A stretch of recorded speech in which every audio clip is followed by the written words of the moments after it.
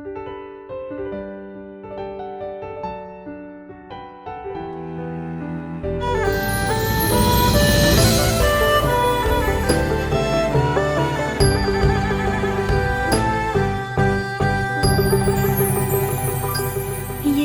ងខ្ញុំទាំងឡាយបងអូនកាយថ្វាយវន្ទាអង្គព្រះឈ្នះមានសម្ពុទ្ធាដ៏ឧត្តម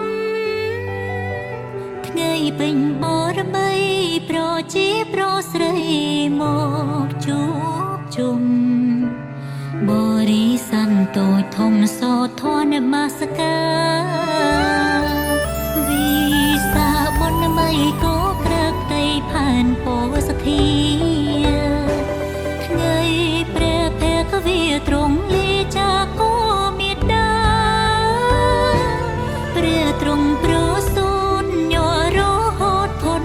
ទ្វីបលោកកាមនុស្សនឹងទេវតាថ្វាយសាធុកាពោជ័យពីសាបូជាព្រះភគវាទ្រង់ខ្ពស់ផុតត្រជា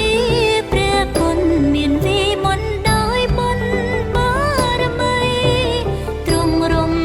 លន់ខណ្ឌហើយចូលកាន់នេះមានថ្លៃ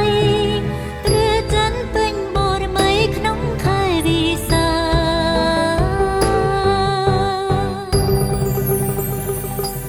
សព